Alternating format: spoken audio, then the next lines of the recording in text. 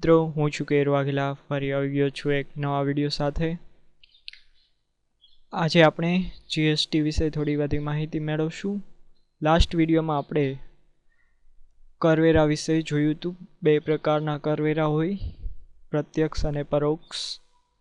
3 સ્તર ઉપર કરવેરા ઉઘરાવવામાં આવે, સ્થાનિક, રાજ્ય અને કેન્દ્ર સરકાર વગેરે જેવી માહિતી આપણે લાસ્ટ વિડીયોમાં લીધી હતી।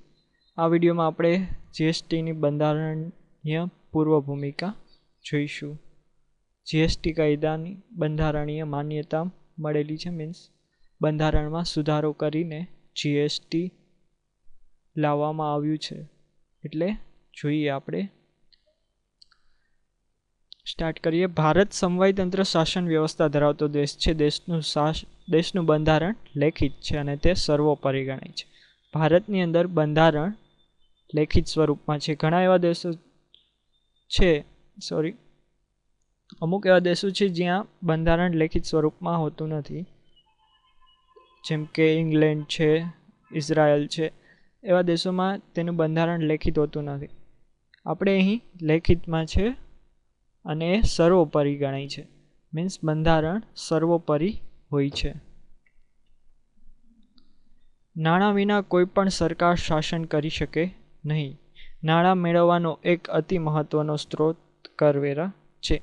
કોઈ બી ગવર્મેન્ટ હોય તે ચલાવવા માટે પૈસાની જરૂર પડે, નાણાંની જરૂર પડે, તો એ નાણાં કેવી રીતના મેળવે?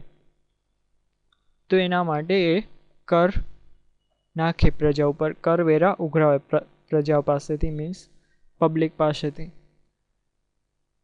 માટે કોઈ બી ગવર્મેન્ટ ચલાવી હોય તો એના માટે કરવેરા હોવા જરૂરી છે।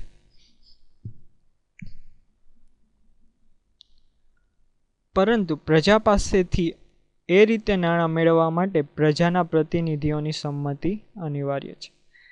પ્રજા પાસેથી નાણાં મેળવવા હોય, મીન્સ પબ્લિક પાસેથી પૈસા મેળવવા હોય, તો એમના પ્રતિનિધિઓની એના મંજૂરી મેળવવી અનિવાર્ય છે।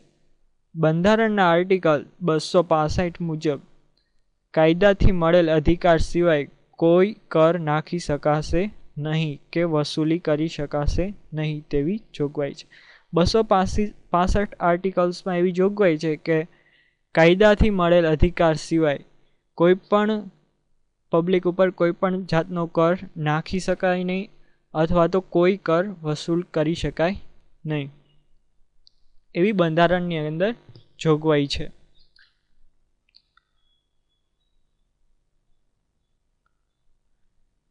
જીએસટી અંગેની જોગવાઈ બંધારણની 7મી અનુસૂચિની 3 યાદીમાંથી એક પણ યાદીમાં નથી। જીએસટી અંગે બંધારણમાં કોઈ જ જોગવાઈ નથી, એટલા માટે એમાં સુધારો કરવો અનિવાર્ય છે। જીએસટી માટે બંધારણની 7મી અનુસૂચિની 3 યાદી છે, એમાંથી એક પણમાં તેની જોગવાઈ નથી। આથી જ બંધારણમાં સુધારો કરવો અનિવાર્ય બન્યો। આના માટે જ આપણે જીએસટી લાવવા માટે બંધારણમાં સુધારો કરવો પડ્યો, જે 122મો સુધારો છે, જે આપણે આગળના નેક્સ્ટ વિડીયોમાં જોઈશું। હવે સુધારો કરવો હોય તો શું થાય? બંધારણમાં સુધારો કરવાની આર્ટિકલ 368ની જોગવાઈ મુજબ બંધારણમાં સુધારો કરવો હોય તો એના માટે 368ની કલમની જોગવાઈ મુજબ 7મી અનુસૂચિમાં તથા અન્ય કેટલીક બાબતોમાં સુધારો લાગુ કરવો હોય તો, જો બંધારણમાં સુધારો કરવો હોય તો સંસદના બંને ગૃહો પૈકી એક ગૃહમાં તે સુધારાનું બિલ રજૂ કરીને સંબંધિત ગૃહની કુલ સંખ્યાની બહુમતીથી અને તે ગૃહમાં હાજર રહીને મત આપનારા ઓછામાં ઓછા 2/3 સભ્યોની બહુમતીથી તે વિધેયકને બંને ગૃહોની મંજૂરીથી પસાર થયા બાદ ઓછામાં ઓછી અડધી સંખ્યાના રાજ્યોના વિધાનમંડળો અને 2 કેન્દ્રશાસિત પ્રદેશોએ બહાલ રાખવાનું હોય છે। મીન્સ કે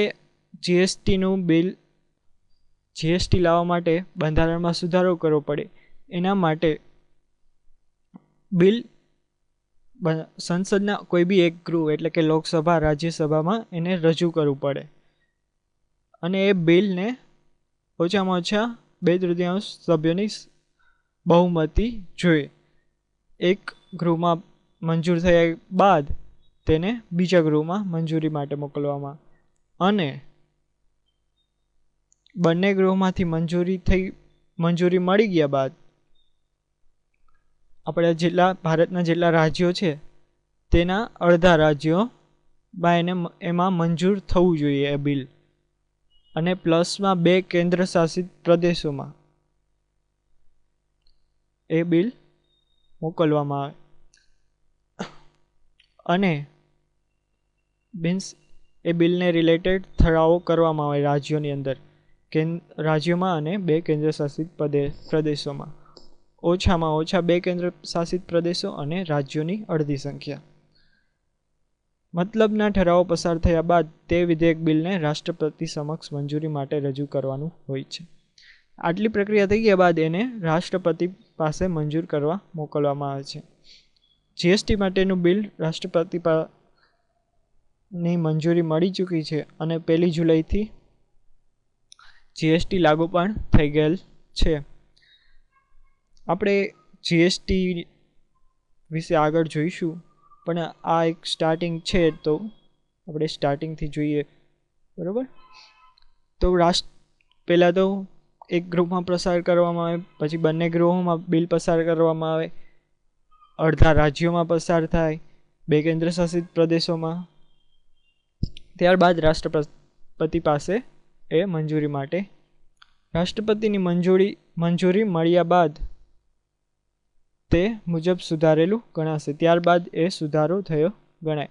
આથી જીએસટી માટે બંધારણમાં સુધારો લાવવો અનિવાર્ય થઈ ગયેલ હતો. આના માટે જ જીએસટી માટે સુધારો કરવો અનિવાર્ય હતો અને જે થઈ ગયો છે અને 1 જુલાઈથી જીએસટી લાગુ પણ થઈ ગયું છે. આ વિડીયોમાં આટલું જ. ફરી મળીશું નેક્સ્ટ વિડીયોમાં. Thank you so much.